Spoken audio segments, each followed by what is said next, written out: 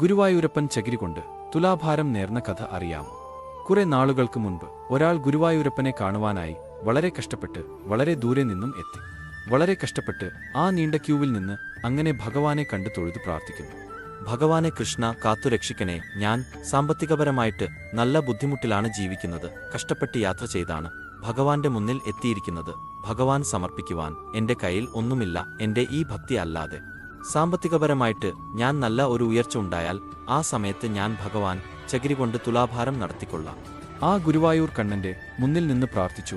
അപ്പോ ഉള്ളിന്റെ ഉള്ളിൽ നിന്ന് ഭക്തിയോടെയാണ് അദ്ദേഹം പ്രാർത്ഥിച്ചത്.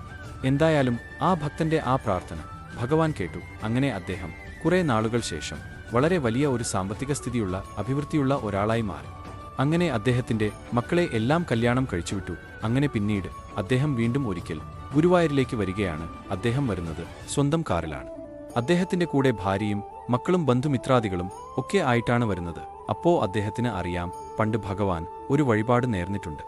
അദ്ദേഹം ഭഗവാനെ കണ്ടു തൊഴുതു പ്രാർത്ഥിച്ചു. അതിനുശേഷം തുലാഭാരം നടത്തുവാനായിട്ട് ആ തുലാഭാര കൗണ്ടറിലേക്ക് എത്തി.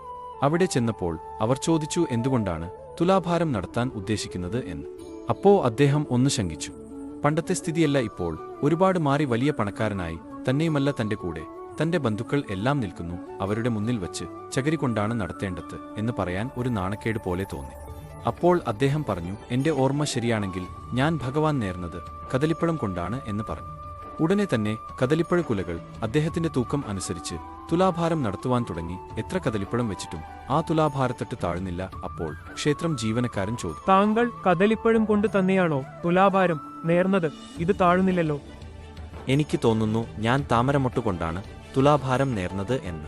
അങ്ങനെ വീണ്ടും ആ താമരമൊട്ടുകൊണ്ട് അദ്ദേഹത്തിന് തുലാഭാരം നടത്തി. അങ്ങനെ അദ്ദേഹത്തിന്റെ വെയിറ്റിനേക്കാൾ കൂടുതൽ താമരമൊട്ടുകൾ വച്ചിട്ടും ഒരു മാറ്റവും ഇല്ല. വീണ്ടും ജീവനക്കാരൻ പറഞ്ഞു, അങ്ങേക്ക് എന്തോ ഒരു തെറ്റ് പറ്റിയിട്ടുണ്ട്. അങ്ങ് ശരിക്കും ആലോചിക്കൂ. അങ്ങ് ഗുരുവായൂരപ്പന്റെ അടുത്ത് കളി വേണ്ട. ശരിക്കും എന്തുകൊണ്ടാണ് തുലാഭാരം തൂകുവാൻ നേർന്നത് പറഞ്ഞാലും. അവസാനം ഇതെല്ലാം ഭഗവാന്റെ ശക്തിയാണെന്ന് മനസ്സിലാക്കിയ അദ്ദേഹം ലജ്ജയും കൂടാതെ അവരോട് പറഞ്ഞു, ഞാൻ നേർന്നത് ചകിരി കൊണ്ടാണ്. ഉടനെ ചകിരി കൊണ്ട് തുലാഭാരം തൂക്കി. അതിശയം അദ്ദേഹത്തിന്റെ തട്ടുപൊന്തി. ഇതിൽ നിന്നും മനസ്സിലാകുന്നത്, നമ്മൾ എത്ര വലിയ സ്ഥിതിയിൽ എത്തി എന്ന് കരുതി ഭഗവാൻ എന്തെല്ലാം കൊടുത്താലും ഭഗവാൻ സന്തോഷിക്കണം എന്നില്ല. നമ്മുടെ മനസ്സിന്റെ ഉള്ളിൽ തട്ടി എന്താണോ പറഞ്ഞത് ആ നിഷ്കാമമായ ഭക്തിയെയാണ് ഭഗവാൻ ആഗ്രഹിക്കുന്നത്.